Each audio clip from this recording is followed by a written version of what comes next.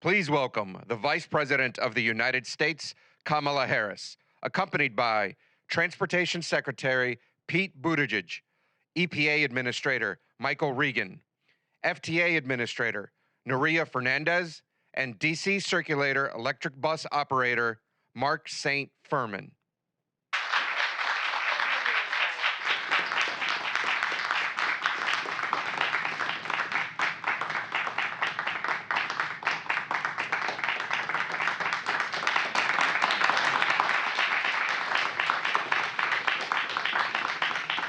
Good morning. Good morning. Thank you all for joining, to leaders from Congress, from labor, from the environmental movement, all of those who are gathered here. Thank you for what you did to make this day possible. And I especially want to thank Vice President Harris for her leadership on so many of our country's most pressing challenges, including the intersection between transportation and climate. I'm delighted by the announcement that she will be making today to bring public transit into the future so that people breathe cleaner air and our communities are protected against the climate crisis. In our economy, transportation is the single biggest contributor to climate change and is responsible for over 55% of nitrogen oxides, dangerous gases that can contribute to asthma and other respiratory diseases. So that also means transportation has to be a big part of the solution to the climate crisis and to air pollution. One of our best tools for doing that is public transit. Transit gets riders where they need to be, efficiently and affordably, with far less pollution than driving. And it's even good for drivers of cars, because it means less congestion and traffic on our roads. And transit is even better when it's clean transit, with modern electric buses that don't pollute at all. We often talk about the costs of failure on climate, and for good reason, but we should also celebrate what Americans stand to gain through our transformation to a cleaner transportation system. For example, we're talking about a lot of good jobs with the choice to join a union, building, maintaining, and operating the electric transit buses of the future. And for the first time in this program, we have dedicated funding for training to make sure that the skilled operators and the mechanics working on diesel buses today are ready to be the electric transit workforce of tomorrow. And these electric buses must be built in America, something that will create a lot of good-paying manufacturing jobs across the country. Clean transportation can bring significant cost savings for the American people as well. Last month, we announced a $5 billion investment to build out a nationwide electric vehicle charging network so that people from rural to suburban to urban communities can all benefit from the gas savings of driving an EV. So today is about how we can deliver cleaner air, a better climate, affordable transportation, and good jobs all at once. And now it's my great pleasure to introduce an extraordinary leader helping to deliver on our clean transit goals, my colleague, Federal Transit Administrator Nuria Fernandez. Nuria? Thank you, Secretary Buttigieg.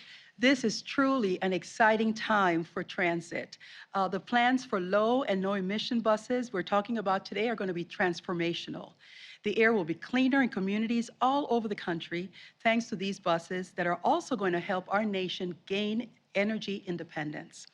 There are buses that are built in America that do not get their fuel from a global supply chain. In fact, in Champaign-Urbana, Illinois, I visited an agency that is powering their new fuel cell electric buses with hydrogen created by using solar panels.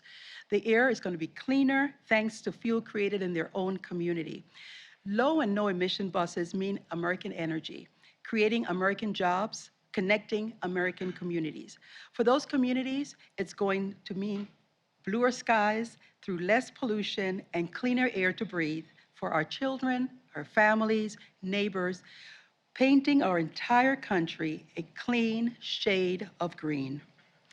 Now, I'd like to introduce EPA Administrator Michael Regan to talk a little bit more about the work his agency is doing to keep our air clean. Thank you.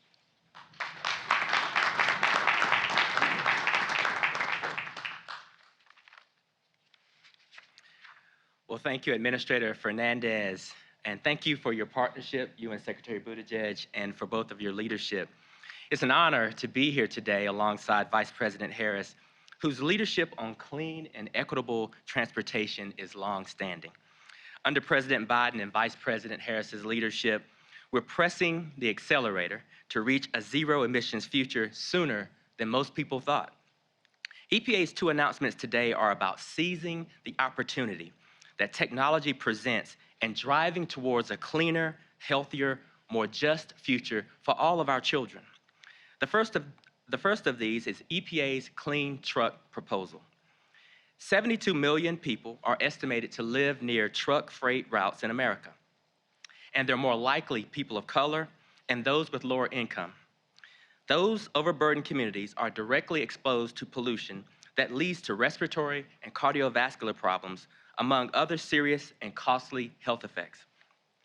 As directed by President Biden's executive order, EPA is proposing new, ambitious standards to significantly reduce emissions from smog and soot-forming nitrogen oxides from heavy-duty gasoline and diesel engines used on the nation's roads and highways. This will ensure that the portions of the heavy-duty fleet that continue to rely on the internal combustion engine during the transition to cleaner alternatives will deliver much-needed protections to our most vulnerable communities. These emission standards would do that by cutting nitrogen oxide emissions from trucks by as much as 60% in 2045 and by strengthening greenhouse gas standards for the model year 2027, resulting in widespread air quality improvements across the country, especially in areas already overburdened by air pollution from diesel engines. This proposed rule would ensure that the heavy-duty vehicles and engines that drive American commerce and connect people all across the country are as clean as possible while charting to advance zero-emission vehicles in the heavy-duty fleet. The benefits of this action would exceed its cost by billions of dollars, with the B, billions, saving lives, reducing emergency room visits, and preventing days of school and work lost to illness. And we've designed these ambitious standards so that they are feasible for the trucking industry after giving appropriate consideration to cost and other factors. But this is only the first step in EPA's three-part plan to get us to that zero-emission freight sector more rapidly. The next piece of the Clean Trucks plan will reduce air and climate pollution from medium-duty vehicles, and the third will establish new and significantly stronger greenhouse gas standards for heavy-duty vehicles beginning as soon as model year 2030. We're taking this three-step approach because the freight and trucking sector is broad and complex, and because we cannot afford the health, environmental injustice, and climate consequences of waiting for every single segment to transition to zero-emission technology on its own. I'm also excited to tell you about our work to help clean up the nation's school bus fleet and protect the 25 million children in the United States who ride the school bus to and from school every day. Work for them. And Madam Vice President, I know this is an issue that has been long close to your heart. So today, I'm proud to announce $17 million in clean school bus grants to school districts all across the country. This includes $7 million of the American Rescue Plan funds, dedicated to reaching school districts in underserved communities and in tribal lands to help them purchase electric school buses and charging equipment. This round of school bus grants is just the beginning. And I say that because there's an unprecedented $5 billion, with the B, investment on the way for clean and zero-emission school buses from the Bipartisan Infrastructure Law. This investment will transform how millions of children get to school each and every day. It will clean the air we breathe, protect public health, and tackle the climate crisis. I have a former teacher cheering out there in the crowd. Current Congresswoman. These grants will help build a better America by sending a strong signal to industry and communities that low and zero emission vehicles, well, they are the future. So that's what I mean by hitting the accelerator and protecting our health and our environment all at the same time. Folks, this is a historic moment for the transportation sector. And for EPA's part, we are excited. Today's Clean Trucks proposal and clean school bus grants are just the first steps on the route to a zero emissions future. Thank you. And now I have the honor of introducing bus driver extraordinaire, Mr. St. Francis.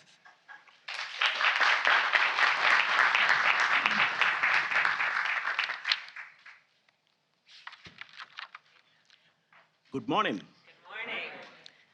Thank you, AP Administrator Reagan, for the welcome. I'm thrilled to be here today. I am Mark J. St. Firman, a R8CP dev and DC circulator professional bus operator here in Washington, DC.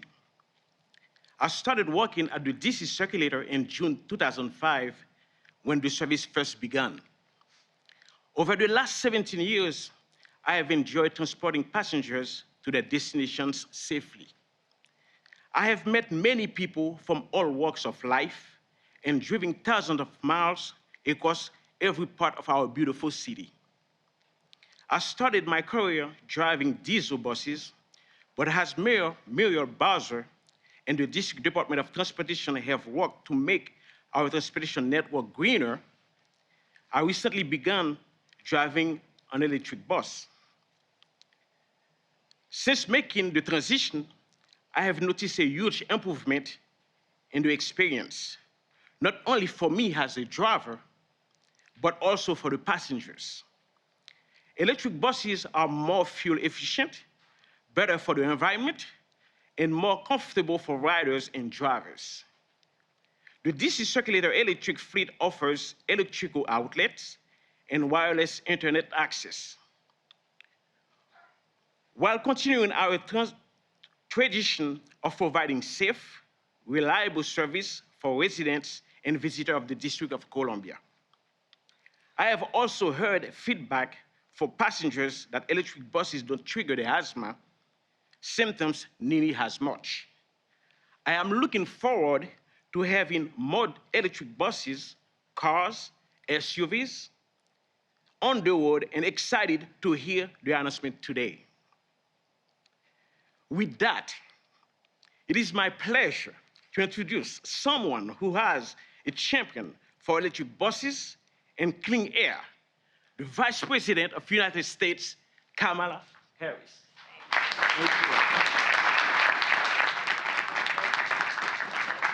Thank you. Thank you. Thank you, Mark, for that incredible introduction, but also for your incredible dedication to public service. The people of Washington, D.C. and our nation, thank you for your dedication. Well, good morning, everyone. Good morning. Today, we are joined by many leaders, dedicated, who have always been dedicated, I know you all, to improving the health and the well-being of all our communities. Secretary of Transportation, Pete Buttigieg, thank you for your leadership. Administrator of our Environmental Protection Agency, Michael Regan, thank you for your leadership. These two guys joined me yesterday. We were in Selma talking about the connection between these issues and what it means to fight for social justice and equality. Administrator of our Federal Transit Administration, Nuria Fernandez, thank you for your leadership. And to the members of Congress who are here, I see you when you are walking the halls of our Capitol, when you are there where the cameras are on and where the cameras are off, and you're always fighting for these issues and for the people of our nation. So I want to thank you all for being here this morning. And to our labor leaders and our community leaders, our environmental leaders, thank you all, because this truly is about a group effort. So it is a special pleasure, in particular, to be together this week, the one-year anniversary of the passage of the American Rescue Plan. And thank you, of course, to Gene Sperling, our American Rescue Plan coordinator, and Mitch Landrieu, our administration's infrastructure coordinator, who have done so much on behalf of our nation to make what we did in the halls of Congress hit the streets of America. And that's what it's all about. So I'll begin with a short story. When I was Attorney General of California, I heard about a town called Miraloma. And this town had some of the worst air pollution in the state.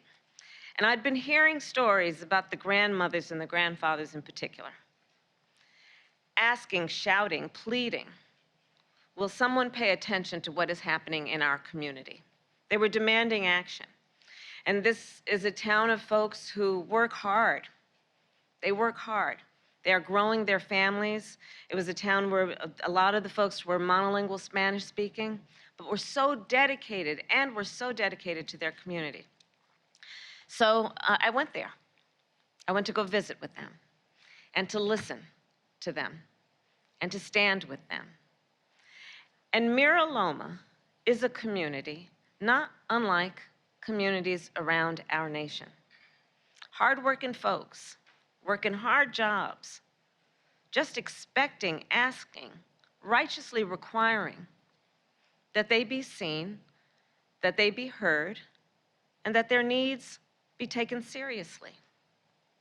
And folks who are living in neighborhoods and communities across our country where they are in close proximity to large shipping warehouses or major highways.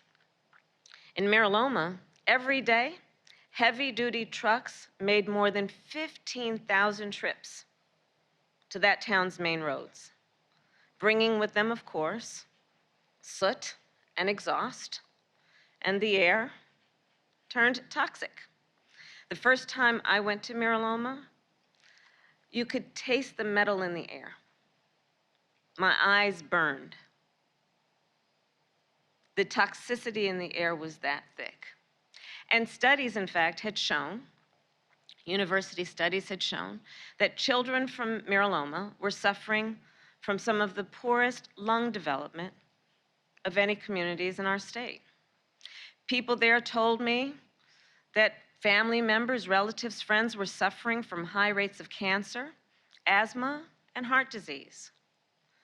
And again, the fact is, there are many Mira Lomas all over our country. Communities that have been left out and left behind, and where pollution from heavy-duty trucks and buses has made the air poisonous to breathe. And this pollution is also, of course, accelerating the climate crisis, threatening the future not just of our communities, but of the entire world. And this is not how it has to be. Imagine a future, the freight trucks that deliver bread and milk to our grocery store shelves, and the buses that take children to school and parents to work. Imagine all the heavy-duty vehicles that keep our supply lines strong and allow our economy to grow. Imagine that they produced zero emissions. Well, you all imagined it. That's why we're here today, because we have the ability to see what can be, unburdened by what has been, and then to make the possible actually happen. So today, I am proud to announce that our administration is taking steps to build that better future by transforming our nation's fleet of buses and trucks. And that transformation will begin with public buses. This year, our Department of Transportation will make available nearly $1.5 billion, yes, Administrator Regan, with a B, in grants to help cities and towns electrify their fleet of public buses, build infrastructure to support their fleet, and train workers to run it. These grants will make public transit more reliable and more affordable, which of course means shorter waits and more reliable commutes for folks who need to take public transit to get where they need to go. These buses will be built in America, and these grants will also be used to train drivers and mechanics to operate, maintain, and repair this new technology. This investment will create good jobs, jobs of the future. And we are not stopping there. Through our Department of Transportation today, we are also allocating $2.2 billion in funding from the American Rescue Plan, thank you, Congress, to 35 transit agencies spread across 18 states. This funding will help communities employ more transit workers and keep transit services running. In addition, as Administrator Regan shared, today our EPA is issuing a proposed rule that will significantly reduce dangerous emissions from all new heavy-duty trucks and buses. And again, as the administrator shared, we are also announcing funding for, yes, one of my favorite topics, electric school buses. Today, $17 million in grants will complement the $5 billion for clean school buses that we secured thank you again, in the bipartisan infrastructure law. Our transportation sector has reached a turning point. We are all in the midst of a turning point. We have the technology to transition to a zero-emission fleet. Our administration, together, all of us, is working to make that possibility a reality. We can clean our air and protect the health of our children. We can connect all of our communities with affordable, accessible, and reliable public transportation. We can address the climate crisis and grow our economy at the same time. And I am here today to say, together, we all are doing just that. With the help of the American people, we are building a better future for all who call our dear country home. Thank you all very much. Thank you.